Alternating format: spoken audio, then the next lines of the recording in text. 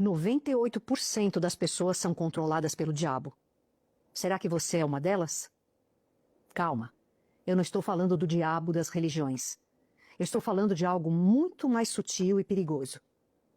Em 1938, Napoleão Hill, o mesmo autor de Quem Pensa Enriquece, escreveu um livro tão perturbador que a sua família proibiu a publicação por 73 anos.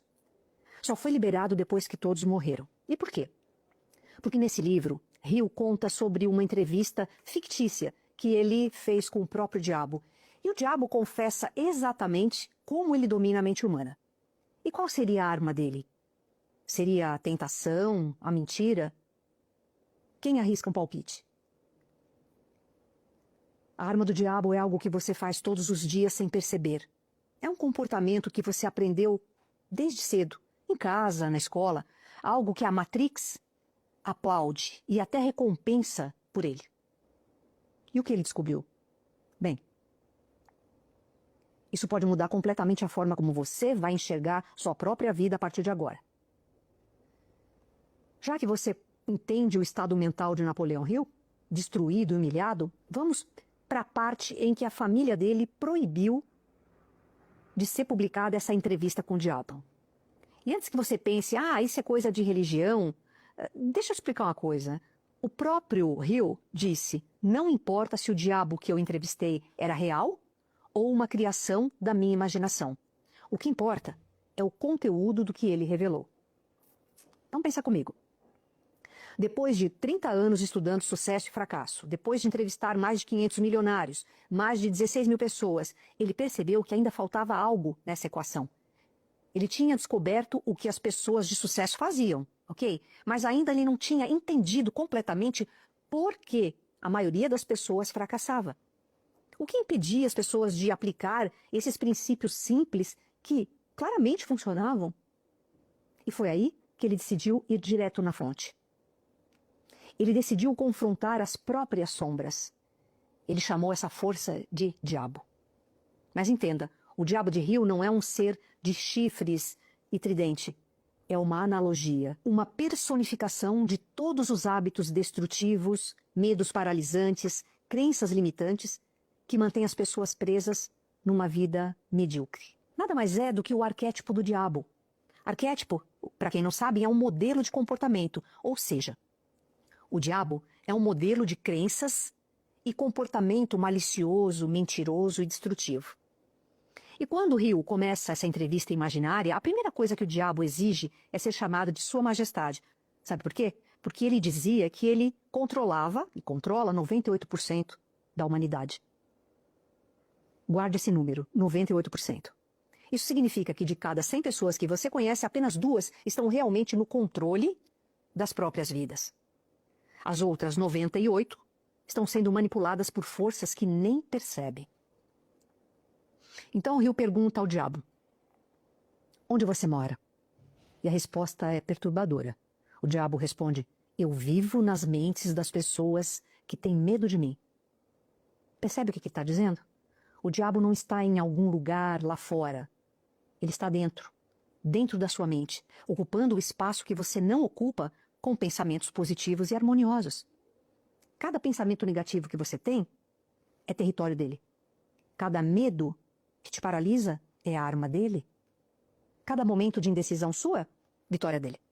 Hill, então, faz a pergunta crucial. Qual é a sua arma mais poderosa? E aqui vem a confissão que mudou tudo para mim quando eu li esse livro pela primeira vez. O diabo disse, a arma mais poderosa que eu possuo sobre os seres humanos consiste em 2 princípios secretos de controle mental. O primeiro, o hábito. Através do hábito, ele entra silenciosamente nas profundezas da sua mente e você nem percebe. É um negócio bem gradual, sabe? É um pensamento negativo aqui, uma desculpinha ali, outra amanhã. E de repente, sem que você note, esses pequenos atos se tornaram padrões que criam a sua identidade. Isso é, quem você acredita ser. E essa identidade se torna a sua própria prisão. Hill continua pressionando o diabo. Pergunta lá, mas como você planta esses hábitos? Como você ganha acesso à mente das pessoas? E a resposta é genial na sua simplicidade diabólica. Eu uso o medo. Planto a semente do medo nas mentes das pessoas e conforme essas mentes germinam e crescem através do uso contínuo de pensamentos negativos, eu controlo o espaço que elas ocupam. Então ele lista os 6 medos mais efetivos para esse controle mental. Anota isso aí, porque eu garanto que pelo menos 2 deles estão operando na sua vida agora mesmo.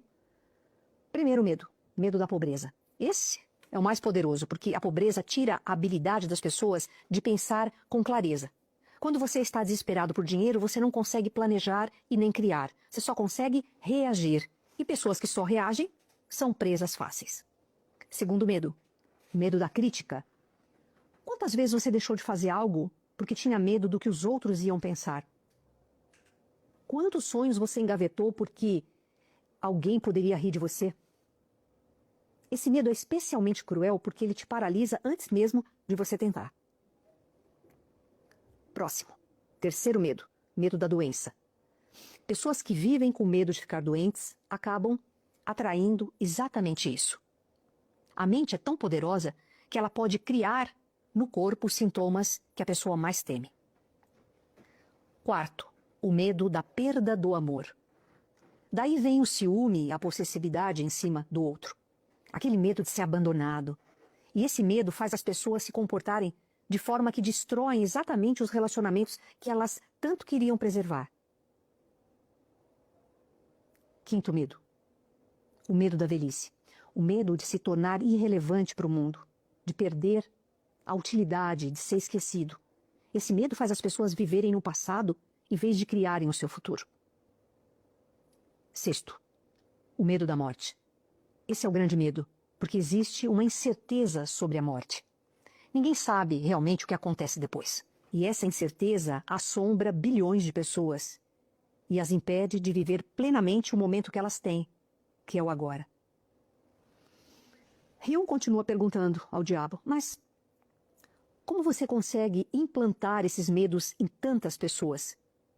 E aqui vem a parte que fez a família de Hume esconder esse livro por 73 anos. O diabo responde, eu assumo o controle das pessoas durante a juventude, antes que elas tenham controle das suas próprias mentes, usando aqueles que são responsáveis por elas. Ele está falando dos pais, professores, líderes religiosos. O diabo continua. Preciso especialmente da ajuda daqueles que orientam as crianças, porque é aqui que eu posso acabar com o pensamento independente e induzir o hábito da alienação, confundindo as mentes das pessoas com ideias de todos os tipos. Você entende a profundidade disso? O diabo não precisa te atacar diretamente, porque ele usa as pessoas em que você mais confia. Usa o sistema educacional que deveria te libertar, mas que muitas vezes te aprisiona em caixas de pensamento. Hume, então, fez a pergunta que todo mundo quer saber. E como a gente vence você? O diabo hesita um pouco, mas acaba respondendo. Ele não queria revelar isso, é claro. Mas Hume insistiu, pressionou, e finalmente ele confessa a sua maior fraqueza. O diabo disse, eu não tenho nenhum poder sobre qualquer humano que tenha um propósito definido na sua vida. E, além disso, um plano prático para alcançar esse propósito. Você ouviu isso? Segundo Hume, as pessoas com propósito definido são imunes ao diabo. Ele pode plantar medo, tentar criar hábitos destrutivos em você, mas se você sabe exatamente o que você quer e tem um plano para conseguir, ele não tem poder algum sobre você. E aqui está a ironia. A maioria das pessoas nunca define um propósito, nunca cria um plano. Elas vivem no automático, reagindo aos acontecimentos. E isso tem um nome. O diabo chama isso de alienação. Agora vem a parte mais importante desse livro inteiro. A parte que, quando eu entendi de verdade, mudou completamente a forma como eu olho para a minha própria vida. O diabo revelou que a sua arma mais poderosa não é o medo. O medo é apenas uma ferramenta. A arma de verdade é algo muito mais sutil. Algo que você provavelmente está fazendo agora mesmo, sem perceber. Ele chamou isso de alienação. E quando Hume perguntou, o que exatamente é um alienado? A resposta do diabo foi cirúrgica.